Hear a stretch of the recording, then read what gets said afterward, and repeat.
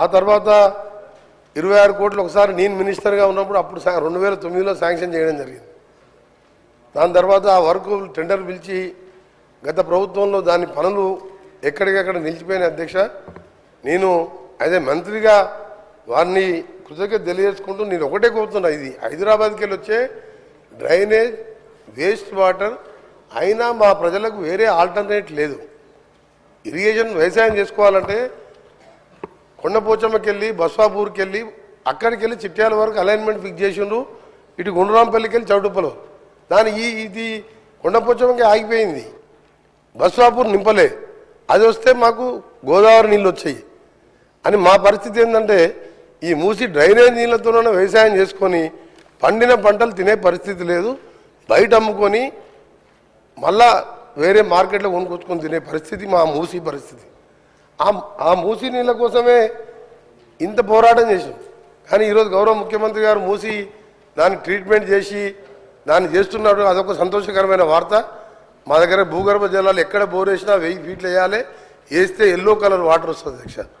అందుకని మీ ద్వారా గౌరవ మంత్రి గారికి గౌరవ ముఖ్యమంత్రి గారు కూడా ఇప్పటికే బ్రాహ్మణ వెల్లంలో కానీ ఎస్ఎల్బిసి సొరంగ మార్గం 70% కాంగ్రెస్ ప్రభుత్వంలో పూర్తి చేస్తే సరే, ఏందో మా దురదృష్టమో మా కర్మనో ఏందో లేదు, మేము ఆ ప్రాంతంలో పుట్టిన కింద ఫ్లోరైడు పైన మూసి నీళ్ళు పూర్తి చేస్తారని ఎన్నోసార్లు బతిలాడి కాళ్ళ వేళ్ళ పడ్డా కనికరం లేదు, మానవత్వం లేదు.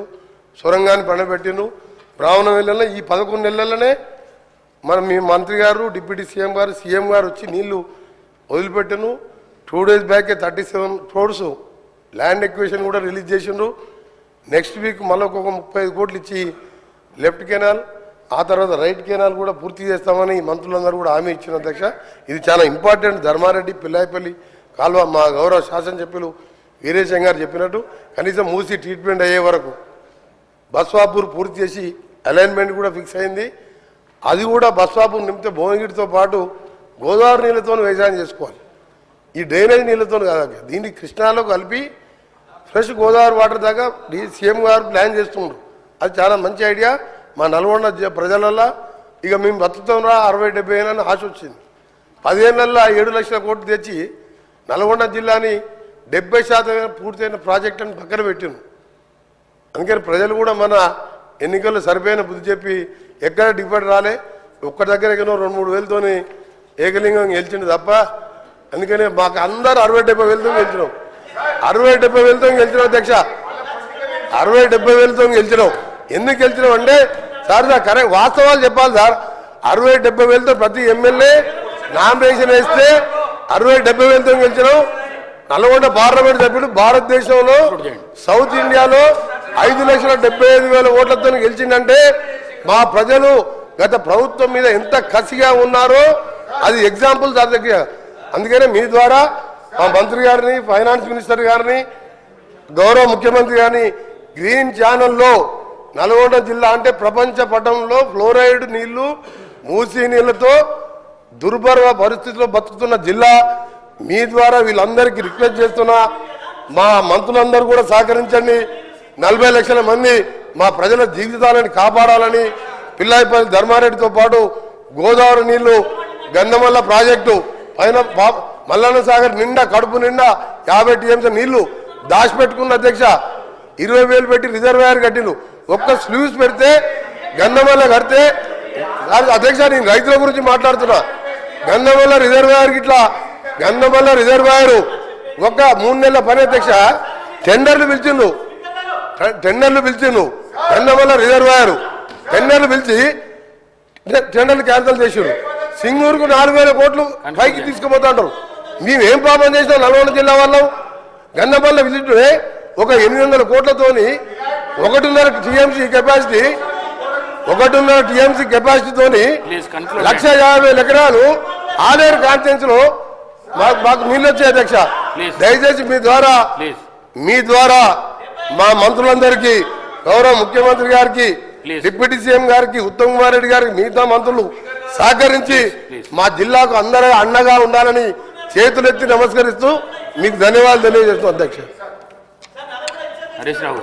హరీష్ రావు గౌరవ స్పీకర్ గారికి దయచేసి, ఎందుకంటే ఇక్కడ పెద్దలు పోచారం శ్రీనివాసరెడ్డి గారు స్పీకర్గా పనిచేసిన వాళ్ళు కూడా చాలామంది ఉన్నారు. Cabinet is a collective decision. నేను చాలా సంవత్సరాల నుంచి ఈ సభలో ఉన్న తప్ప మంత్రి లేచి ఇంకొక మంత్రిని ప్రశ్నలు అడిగేటువంటి సంస్కృతి ఉండదు. బికాజ్ క్యాబినెట్ అనేది ఒక కలెక్టివ్ డెసిషన్. మంత్రి అనేది ఒక పోర్ట్ఫోలియో చూసినా అన్ని శాఖలకు సమానమైనటువంటి బాధ్యతను మంత్రి కలిగి ఉంటాడు. ఇవాళ మీరు కూడా దయచేసి నేను మీతో కోరేది ఏంటంటే, మీరు కూడా ఇట్లా ఒక మంత్రి లేచి ఇంకో మంత్రిని ప్రశ్నలు అడగడానికి అవకాశం ఇస్తే అసలు ప్రశ్నోత్తరాల సమయం యొక్క దాని మీనింగే మారిపోతుంది. అధ్యక్ష, దయచేసి లేని సంస్కృతిని తీసుకురావద్దు. మంత్రి అనే వాళ్ళు క్యాబినెట్ లో మాట్లాడుకోవచ్చు. Government is a collective decision. ఇట్లా మినిస్టర్లు లేచి అడిగే సంస్కృతి ఉండదు. నంబర్ 1. నంబర్ 2, గతంలో కూడా కోమటిరెడ్డి వెంకటరెడ్డి గారు అప్పుడు కూడా మంత్రిగా ఉన్నారు. మరి వారి హయాంలోనే ఈ మూసి ఈ రకంగా జరిగింది. మీరు మంత్రిగా ఉన్నప్పుడు సరిగా చేసి ఉంటే ఈ పరిస్థితి ఎందుకు? కోమటిరెడ్డి వెంకటరెడ్డి హరీష్ రావు గారికి చెప్తున్నా, 21 సంవత్సరాలు అనుభవం ఉన్న హరీష్ రావు గారిని అడుగుతున్నా, మీకు ఎల్పీ లీడర్ లేడు, నువ్వు డిప్యూటీ లీడర్వా శాసనసభ్యునివా? క్వశ్చన్ అవర్లో నిన్న కూడా నువ్వు బైక్ తీసుకున్నావు, మా స్పీకర్ మంచోళ్ళు కాబట్టి నీకు బైక్ ఇచ్చాను. నీ ఏ హోదాలు అడుగుతున్నావు? నువ్వు ఏ హోదాలో నువ్వు మాట్లాడుతున్నావు? నువ్వు ఏ హోదాలో గౌరవం? సార్ ఒక నిమిషం సార్, చాలా ఇంపార్టెంట్ ఇది ఫర్ ఎవర్. తెలంగాణ ప్రజలకు తెలవాలి సార్. తెలంగాణ ప్రజలకు తెలవాలి.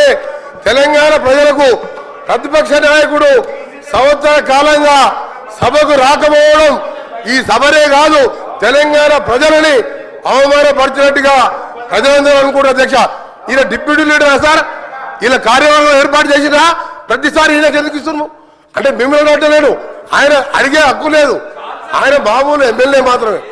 అందుకనే గౌరవ చెప్తున్నా, నా బాధతోని నల్గొండ ప్రజల కడుపులో ఆవేదన, ఫ్లోరైడ్ మూసీ నీళ్లు చచ్చిపోతున్నారు సార్. ప్రజలు పేదవాళ్ళు, డబ్బున్న వాళ్ళు హైదరాబాద్కి వచ్చిండ్రు, డబ్బు లేని దళితులు గిరిజనులు నల్గొండలు చచ్చిపోతున్నారు.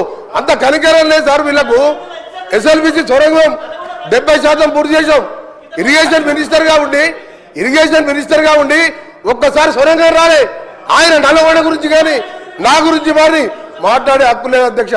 ఆయన ఒక గౌరవ శాసనం చెప్పుడు మాత్రమే, డిప్యూటీ లీడర్ కాదు, సిఎల్పి సెక్రటరీ కాదు, లీడర్ లేడు. వాళ్లకు వాళ్ళ సార్ మాట్లాడేది.